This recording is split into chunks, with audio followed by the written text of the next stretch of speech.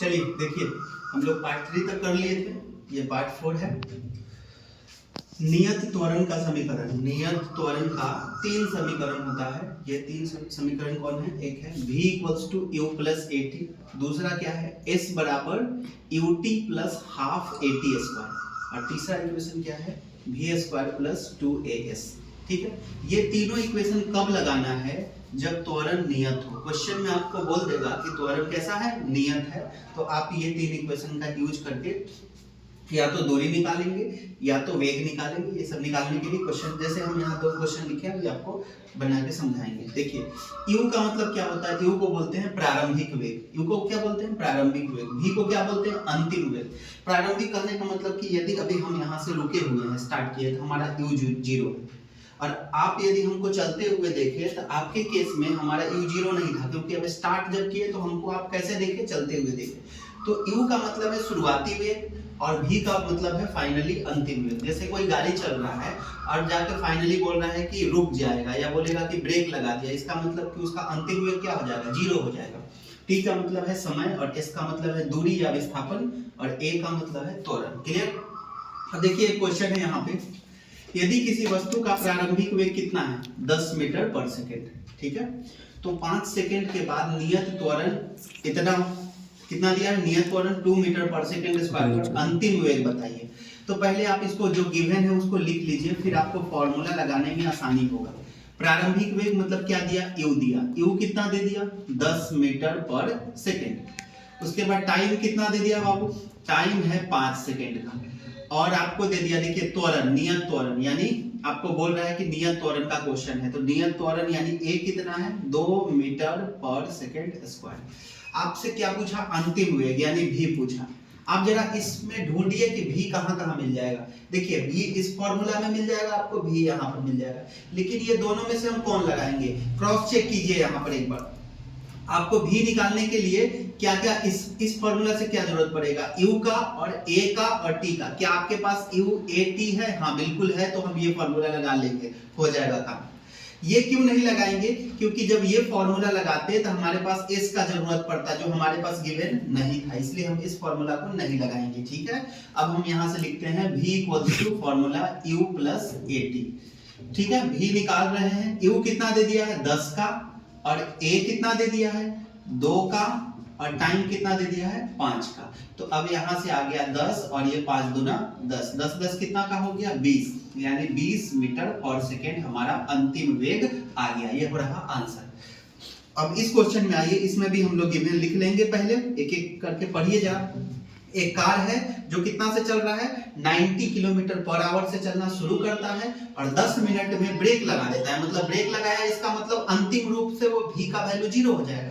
देखिए क्वेश्चन को पढ़ने में ही आपको समझ आ जाना चाहिए। ब्रेक लग गया मतलब पहले से चल रहा था, अब रुक गया, यानी हम अंतिम वेग क्या हो जाएगा? 0। तो एक कार का शुरुआती वेग कितना है? u कितना है? 90 किलोमीटर पर आवर। और देखिए जब भी किलोमीटर पर आवर दे तो उसको मीटर में बदलने के लिए हमेशा 5/18 से गुना किया जाता है। किससे गुना किया जाता है? 5/18 से। ये काट लीजिए, 18 पचे 90। u कितना का आ गया? u आ गया 5 में 5 का मल्टीप्लाई 25 मीटर पर सेकेंड आ गया ये u का वैल्यू। टाइम कितना दिया है? टाइम दिया है 10 मिनट। इसको सेकेंड में बदलेंगे तो 60 से गुना कर लीजिए, कितना हो जाएगा? 600 सेकेंड। कितना का टाइम बन गया आपको? 600 सेकेंड का टाइम बन गया। क्लियर?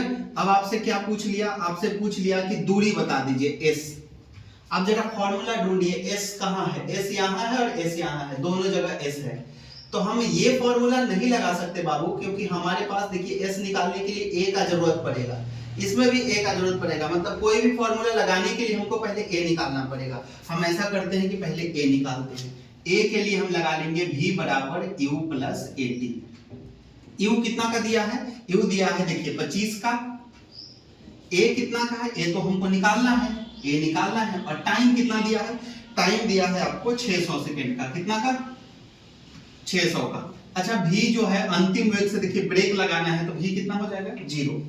अब एक काम कीजिए, एक तरफ लेके आइए, तो -600 a बराबर हो जाएगा 25 का, यानी कितना आ गया बाबू? a बराबर आ जाएगा 25/600। 25 बटा कटा देंगे, 25 से कम 25, और ये कितना बार में कट जाएगा?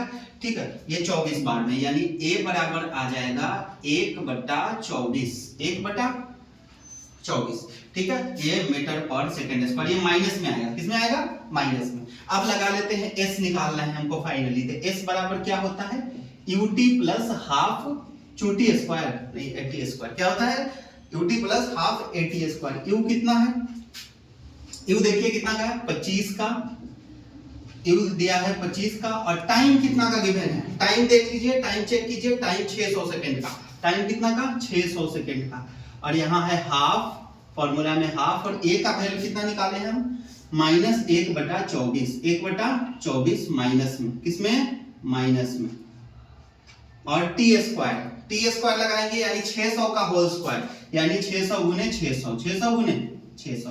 उम्मीद करते हैं आप इसको सॉल्व कर पाइएगा, ठीक है। ये मल्टीप्लाई कर लीजिए, 25 में 6 का मल्टीप्लाई लगा देंगे तो कितना हो जाएगा आपको, ये आपको हो जाएगा 150, ये हो गया, और 2 जीरो बैठ गया यहाँ से, और यहाँ से कटेगा कुछ, कटा लीजिए, तो ये आपको ये आएगा, 6 से कटाइए थोड़ा, 6 4, ठीक है, 6 का पहरा पढ़ दिए, और यहाँ पे 100 बार में, ये और कट जाएगा 25 बार में, ये भी 6 कट जाएगा, 600 कितना बार में कट जाएगा, 300, यानी 300 गुने 25 ऊपर में आपको बना, 300 गुने 25, ये माइनस में है लेकिन डाटा याद रखेंगे, ये किस में है, माइनस में, तो ये 15,000 हुआ, और ये कितना आपका हुआ, 25 दिया 75, और 2 जीरो 7500, यानी आया आंसर 7500, 7500 बोले तो 7.5 किलोमीटर, 7.5 किलोमीटर, 7.5 किलोमीटर टोटल दूरी कवर करेगा।